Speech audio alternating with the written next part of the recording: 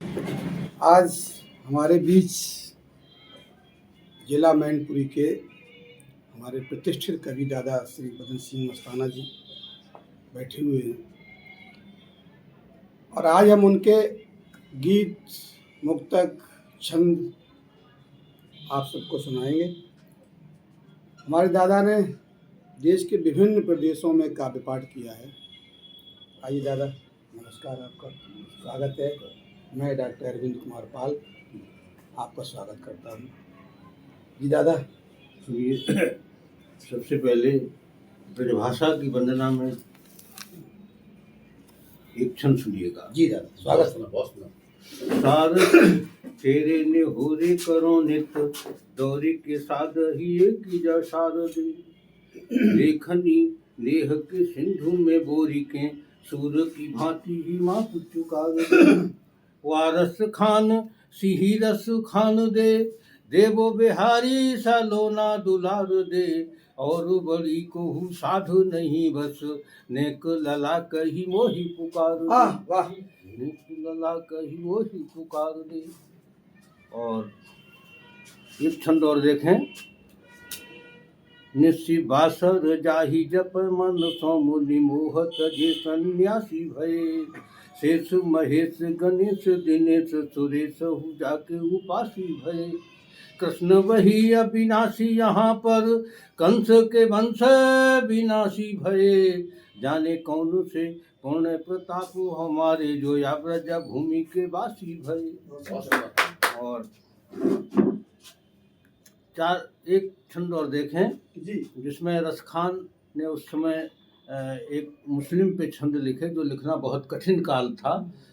राधा कृष्ण की मूर्ति को देख कर के किस तरह के छंद उन्होंने लिखा है। देखें कि राधिका श्याम को रूप निहारी के, रीझी गई रस खान की आंखें, राधिका श्याम को रूप निहारी के, रीझी गई रस खान की आंखें, और नेह सुधा रस सिंधु में डूबी के, भींजी गई रस खान की आंखें, चित्र अनूठे ही गोकुल गाँव के, खींच गई रस खान की आंखें, और तासों ही छंदन में रस खान, उलीची गई रस खान की आंखें, छंदन में रस खान, उलीची गई रस खान की आंखें। और एक आज खड़ी बोली के छंद देखिएगा कि मीरा के भजन में था जाने कौन जादू छुपा, जो कि चुटकी बजाते नाचते गोपाल थे, पल भर भी विलंब कर नाथ अचरज, ऐसी मोहिनी सहेजे असुर के प्रबाल थे, होकर विभोर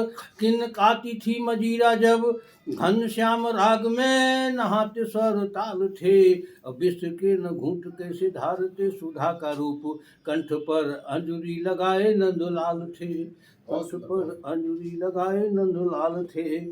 और एक सुंदर देखें कि छल दंभ द्वेष का समूल होगा अंत तब, पर हित का दुर्गों में चित्र होना चाहिए, छल दंभ द्वेष का समूल होगा अंत तब, पर हित का दुर्गों में चित्र होना चाहिए, काम क्रोध मोह पास झांकने में सकुचाएं, संयम का पंथ यूं सचित्र होना चाहिए, दुनिया की दृष्टि में हो चाहे अपवित्र भाव, किंतु मन स्वयं का पवित्र होना चाहिए, और कुछ हो न होगी आदमीयता के पास, केवल सुहावना चरित्र होना चाहिए, केवल सुहावना चरित्र होना चाहिए।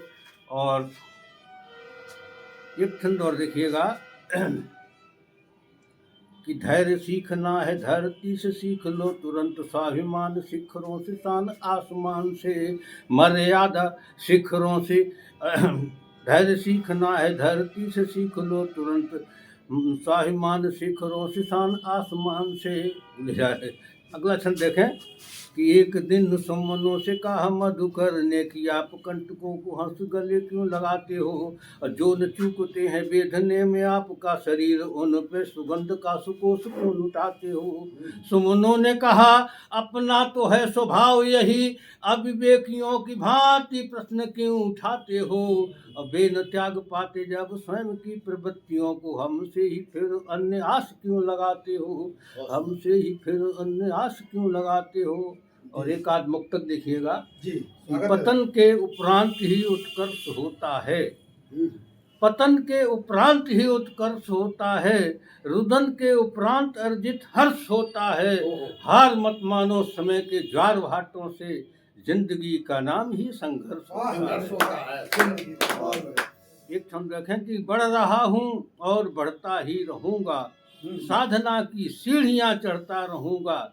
मैं पराजय से भला क्यों हार मानूं, लक्ष्य के उस पार तक लड़ता रहूंगा। लक्ष्य के उस पार। और एक छंद मुक्तक छंद और देखें जी। कि पीर का पीना उन्हें आसान हो जाता, घाव का सीना उन्हें आसान हो जाता। जो हथेली पर रखे फिरते हैं प्राणों को, जिंदगी जीना उन्हें आसान हो जाता। जिंदगी जीना उन्हें आसान हो जाता।